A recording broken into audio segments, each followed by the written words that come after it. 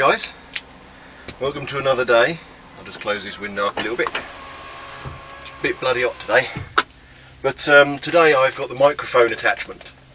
And I tested it yesterday and it was working. So God knows how it's going to come out, God knows what it's going to sound like.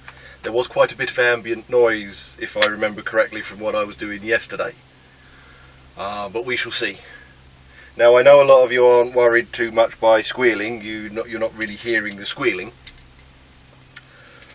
But I am on the Samsung phone, not on my HP laptop, not on the Toshiba laptop, not on Bert's LG. Most of you guys are saying that you can't hear it either, but on the blasted Samsung there's a continuous squealing. So I got the microphone for the GoPro, and it is the GoPro microphone.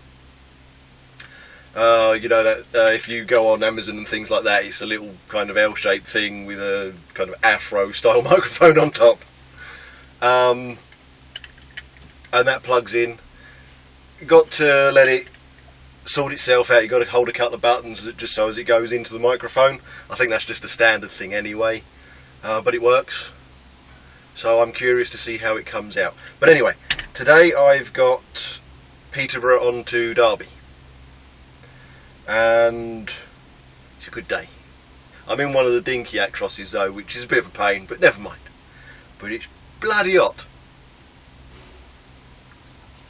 There wasn't anything uploaded yesterday because I had various bits and bobs to do, and then the cat started peeing blood. Urinary tract infection, before anybody thinks she's been kicked or hit by a car. No. It's a urinary tract infection. She's had it before. But yeah, that was annoying. So I ended up with the vets in the evening, and I gave up yesterday. Yesterday was just I just don't care anymore. But anyway, I am going to set my camera up.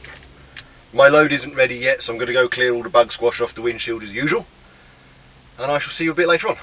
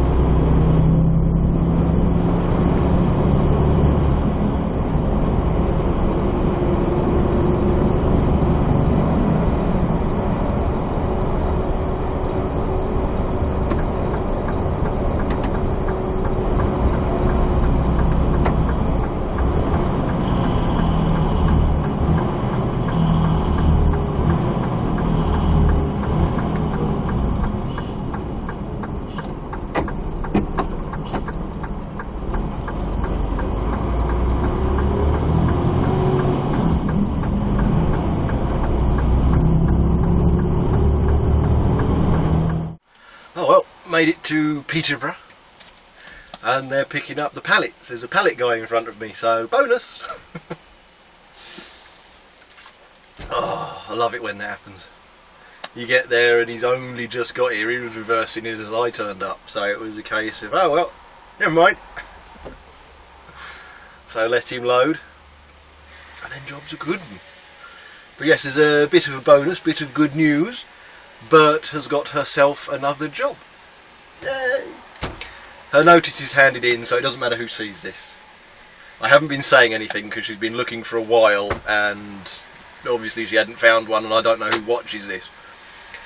But basically what happened is when she left her old job, she ended up increasing her commute by about 4 times. So instead of filling up once a month, it was like once every week. Of course I had to cover that cost, along with various other things. And she lost her income. She went to £7.22 an hour, 38 hours a week, from £9.10 an hour, 44 hours a week, and quadrupled her commute. And it's a long, drawn-out story based around what's been happening with us this year, as most of you are no doubt aware. But obviously, because my dad has decided he doesn't want to do the move anymore, we've now got to try and scrabble about trying to get ourselves back to where we want to be. So she found a job in Braintree, not too far away, basically the same commute that she always used to have. And she just went in for the basic job, you know, okay, it's going to be basic minimum, which is basically what she's on, but it's closer, so you don't have the commute, don't have the fuel cost, saves a bit of money, and go from there. Well, she's in the interview, and they've turned around to her and said, we'll take you on as management. So she's been taken on as management. She's starting initially as supervisor. Obviously she's got to. Then she's going to be trained in store. I mean, the entire training thing is a prolonged thing over about 6 months. But what they're going to do is take her on as supervisor for 4 weeks and then put her up to management, so she goes from hourly paid to salary. And then she does her training in store along with the area manager, the regional manager for the company. Now obviously I'm not going to tell you what the company is. But yeah, so she's basically going to be back on what she was on. So that's a bonus. And it's going to be salaried. So yes, she'll have management on her CV. So couple more months and the financial burden on me is lifted, which is good. I've always run my finances so that I have about 30% of my overall income after tax and after my bills and stuff like that left over, because I've always liked to do little odds and sods on the side, like for example doing up classic cars, just bits and bobs like that, going shooting, restoring guns, cars, whatever. And so I've always made sure that I've got about 30 to 40% of my annual income left over after tax and bills and living costs and everything else. So that when Bert did take this job cut, the pay cut, I could balance it, but I had no money, which is why I haven't been doing anything. I haven't been changing my cameras, I haven't been getting involved in the car thing the way I wanted to get involved in, and so on and so forth. But now that she's going back to roughly what she was on, obviously it's going to be a few months because she's got to go through the training, it's not an overnight thing, but next year should start strong. I should be back to at least 30% of my annual income left over. Obviously we want to start having kids, so hopefully I shall just about squeeze by. Obviously we haven't started trying for kids yet, there's a way off yet, and it's probably at least a year if not longer, probably longer than that to be fair. But the simple fact is she'll have a decent salaried job, decent maternity benefits, and although you can never really truly know how much money you need for children, you can guess, but you're never right. I don't think there's a single parent watching me at the moment who turns around and said that they nailed it, that they guessed how much it was going to cost. It's always way more expensive than you think. I know this. But it'll put me in a stronger position. So there's another weight lifted. It's slowly starting to turn around again. It's needed, I'll tell you that. It's needed. It's needed. But anyway, such is life. I'm going to make good on their tea making facilities and their toilet. I may have stopped for a Costa on the way. Well, the thing is, I know I never get here until they go on their break, so what's the point? And I got here and there's a guy being loaded with the pallets. They've taken somebody extra off the shop floor to load him with the pallets, but that guy will not touch me. It's bonkers, I know, but whatever. So I'm going to go and make good on their tea making facilities, their toilet, and then probably have a chat to the guy who's turned up picking up the pallet. So I shall see you in a while. Now at the roundabout, take the second exit.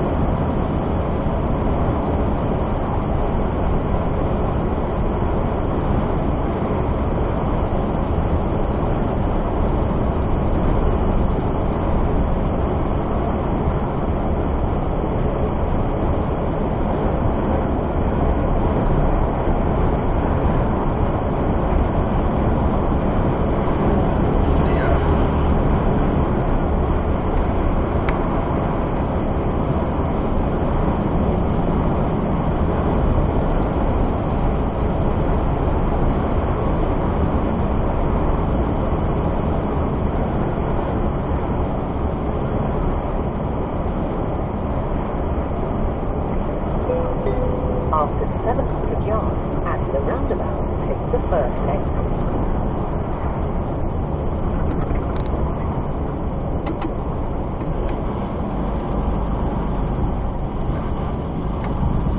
Warning, high risk zone.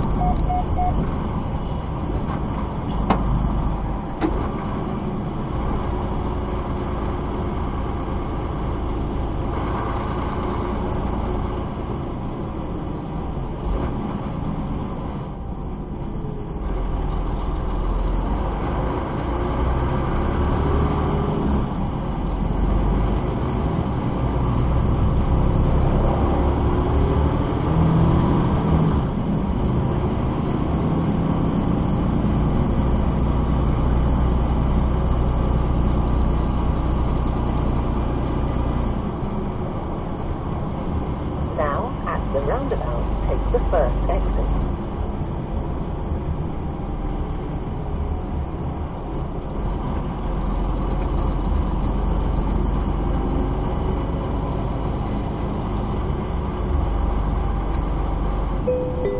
After 300 yards at the roundabout, take the second exit.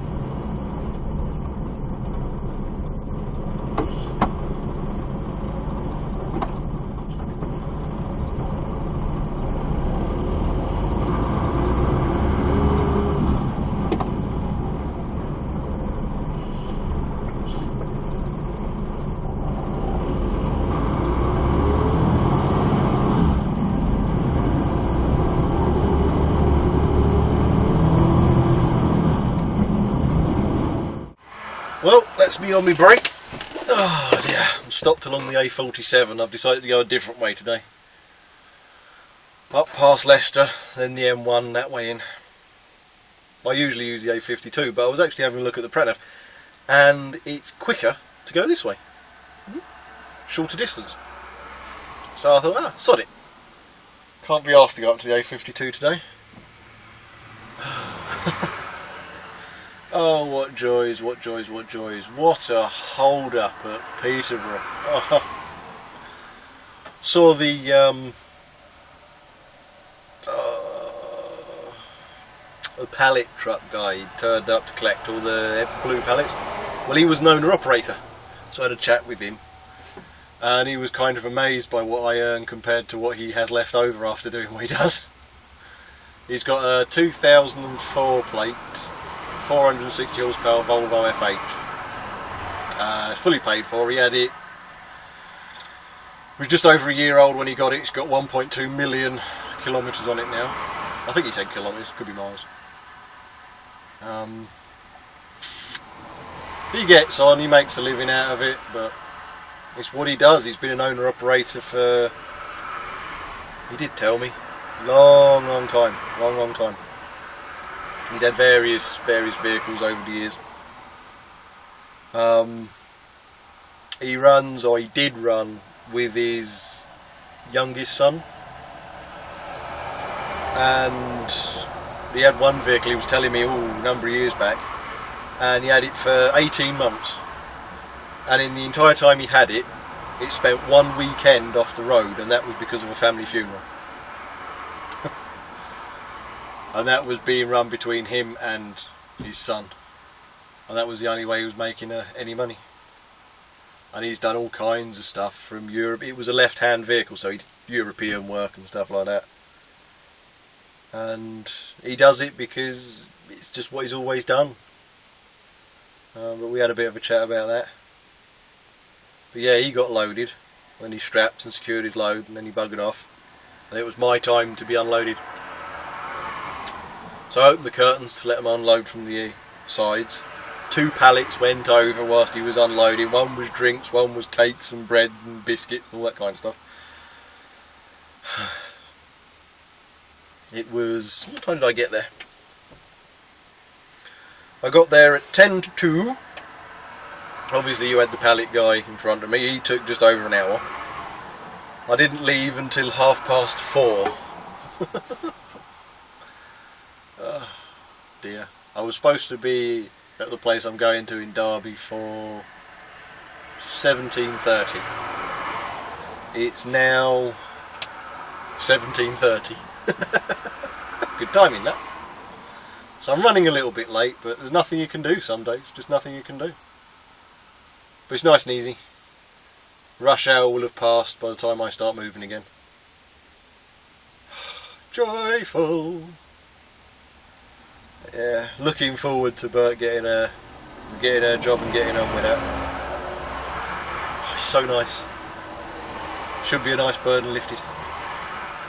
God knows what the sound is like on this one, so because when I was testing it at home yesterday, there was quite a bit of background noise.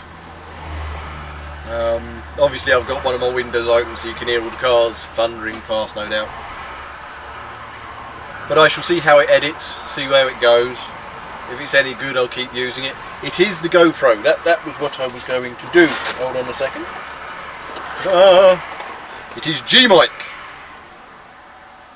Saramonic. Saramonic, or however the hell you say that.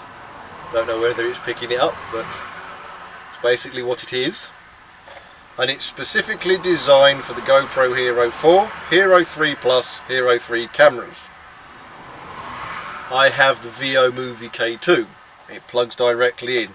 You have to hold the record button for a while so as it goes into camera, and then hold it again so it flicks back, and then it will start recording. So I think you just have to set it up so it knows it's got a microphone in it. Frequency range is 35 Hz to 20 kHz. Just a little microphone. And it seems to be working in this cheap little Muvi K2, so God knows what it'll sound like. But yes, anyway, I suppose I should have my break have something to drink because it's hot. Oh, it's hot today. It's still 30 degrees. Indian summer. Only for a couple more days and then it should be over. I hate it when it's hot.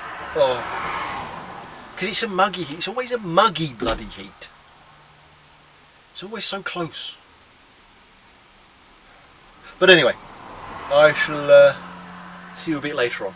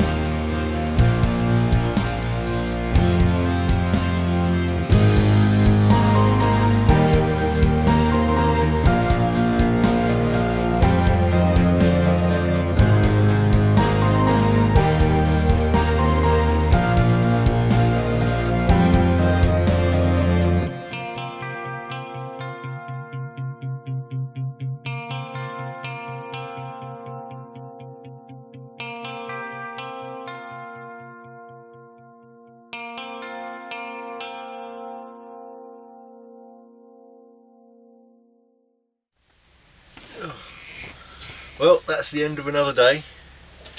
Another job jobbed, as they say. Oh dear. That was nice and easy. Nice and simple. Oh, I'm just tired now. Hopefully the microphone has improved the sound quality. Sod's law is it hasn't, as is always the way. The roadworks on the M1. Oh. Everywhere was down to one lane. Start, stop, start, stop, start, stop. But such is life, such is life. But anyway, think I'm going to end my day, do my paperwork, go home, have something tasty for dinner. I am in tomorrow at 1300. So thanks for watching. Like, subscribe, share about, do whatever it is you usually do. I will see you in the next one, which is tomorrow. So cheers guys.